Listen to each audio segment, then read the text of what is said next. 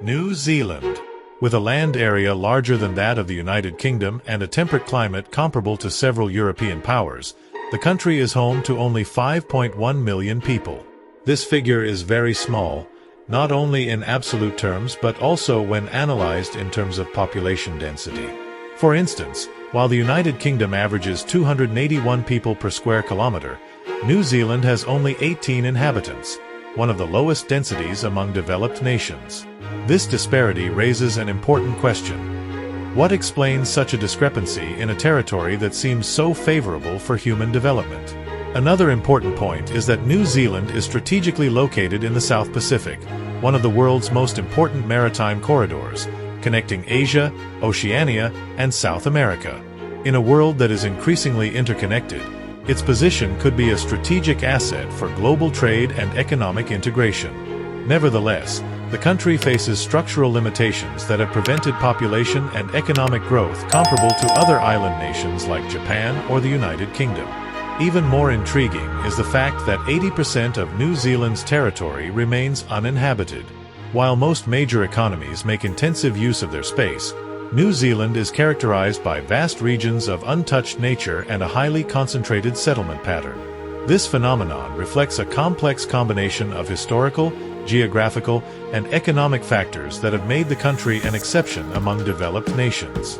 However, low population density should not be seen merely as a statistical fact. It has significant geopolitical implications. In a world where control over territories and natural resources is becoming increasingly strategic, New Zealand's underpopulation could affect its ability to influence regional and global politics. Although the country lies on an important maritime route, its location is among the most isolated in the world, profoundly impacting its demographics and geopolitical role. Reaching New Zealand, even in modern times, requires overcoming great distances. Its nearest neighbor, Australia, is 2,000 kilometers away, equivalent to a 4-hour flight, comparable to traveling from London to Athens. This geographic isolation is one of the main factors that delayed the human occupation of the territory. Until the 13th century, when the first Polynesians, ancestors of the Maori, arrived on the islands, New Zealand was one of the last large landmasses on Earth still uninhabited.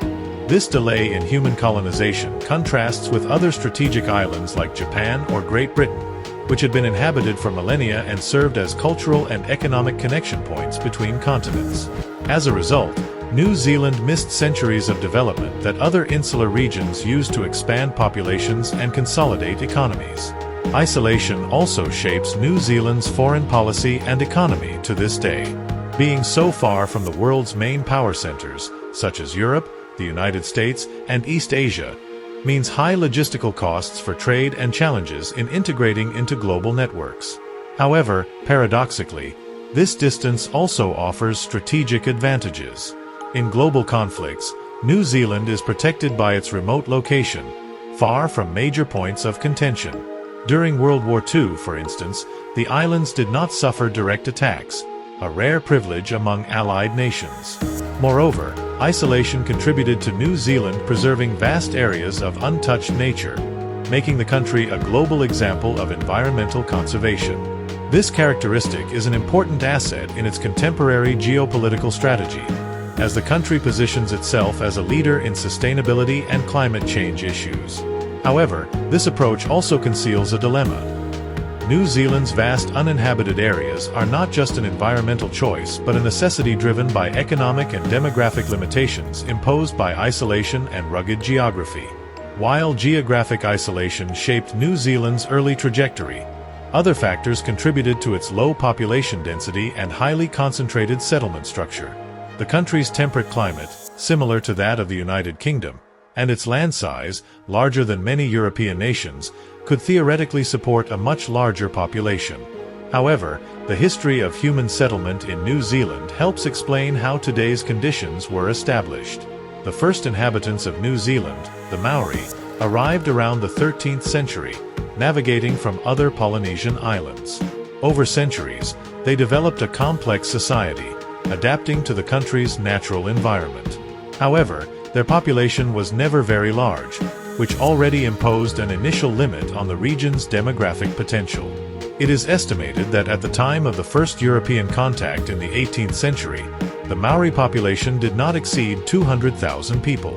This number would be drastically reduced in the following decades due to the arrival of diseases, armed conflicts, and the imposition of new political and economic structures by British colonizers. When the British began settling in large numbers in the mid-19th century, they initially preferred the South Island. This choice was motivated by strategic and economic factors. While the North Island was the heart of Maori society, marked by conflicts and resistance, the South Island offered less contested territories and, above all, mineral wealth, such as gold. At the height of the gold rush, the South Island concentrated most of the country's European population, creating a regional development dynamic that would only be reversed in the 20th century. With the depletion of gold reserves and the gradual stabilization of British dominance over the North Island, the geographic advantages of the North began to prevail gradually.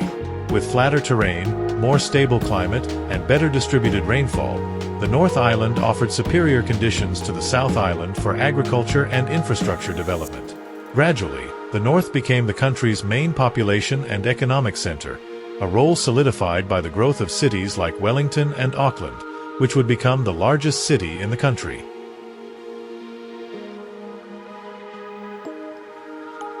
Perhaps you haven't reached a conclusion yet, so to better understand New Zealand's geography and development, let's explore the differences between the islands in greater detail. The South Island is dominated by the Southern Alps, a mountain range that stretches approximately 500 kilometers and occupies much of its territory. These mountains, formed by the collision of the Pacific and Australian tectonic plates, create significant natural barriers. They not only hinder infrastructure development but also directly affect the climate. The western side of the mountains is constantly hit by moisture-laden winds from the Tasman Sea, resulting in torrential rains. Conversely, the eastern side experiences a rain shadow effect, making it arid and often prone to droughts. This combination of towering mountains and extreme climatic conditions makes much of the South Island less suitable for human settlement and agriculture. Even so, the island boasts important urban centers like Christchurch, located on plains more suitable for development. However, outside these specific areas, the South Island's population density is remarkably low, with just 5.4 people per square kilometer, a density comparable to the Dakotas in the United States, predominantly rural regions. Meanwhile, the North Island offers a more favorable profile for human development. Although it also has active volcanoes, such as Mount Ruapehu, and mountainous areas, its plains are more extensive, and its climate is more predictable. Additionally, the volcanic soils found in parts of the island are relatively fertile, enabling greater agricultural activity. It is in this region that the majority of the country's population and economy are concentrated, with Auckland as the main urban and economic hub, followed by Wellington, the political capital. This division between the islands illustrates how New Zealand's natural and geopolitical features have shaped the country's settlement patterns. The North Island, with its more favorable conditions, has become the population and economic heart, while the South Island, marked by its geographical challenges, remains a less populated territory economically reliant on specific activities like tourism and livestock farming. While the North Island established itself as New Zealand's economic and population center, and the South Island remained a less inhabited territory dependent on specific industries, the country faced a crucial challenge: how to transform its geographical limitations into a sustainable economic model. Over the years, New Zealand has solidified its position as a leading agricultural nation. This specialization was not an arbitrary choice but a direct response to the geographical limitations of the country. Only 2% of New Zealand's territory is considered arable, meaning suitable for large-scale food production. This figure is comparable to arid regions like Jordan, but in a temperate environment where low vegetation and grasslands thrive. This geographical condition made livestock farming the most viable option for economic development.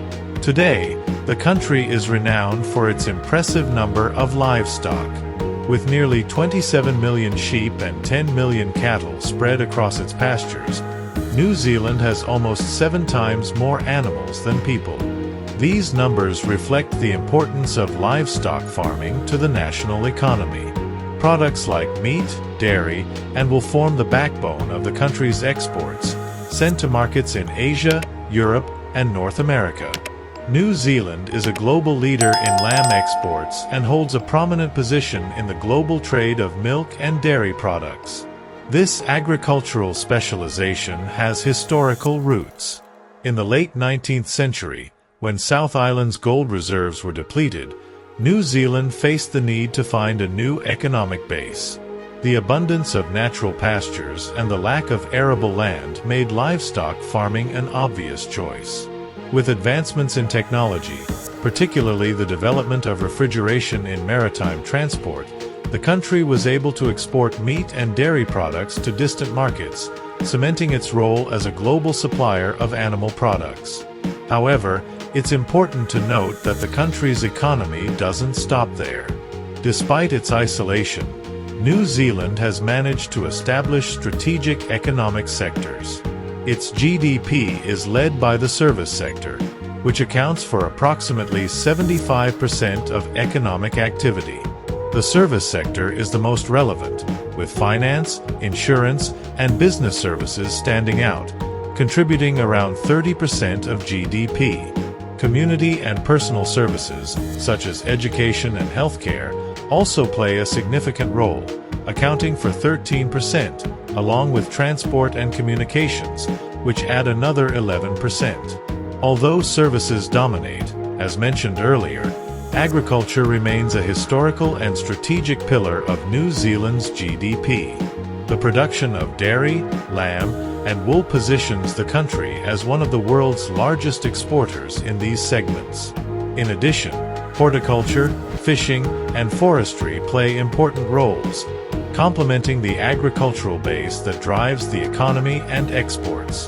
The industrial sector, though less prominent, includes food processing and manufacturing industries, as well as the production of aluminum and steel, particularly on the South Island.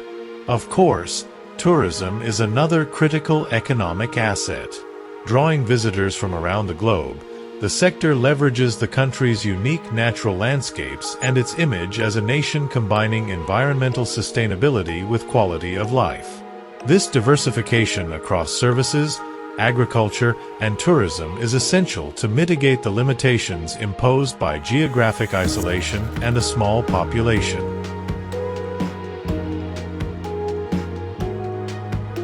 Nevertheless, New Zealand's economic development has not been sufficient to sustain significant population growth. To offset the challenges imposed by geography and economic dependence on agricultural exports, the country has historically turned to immigration.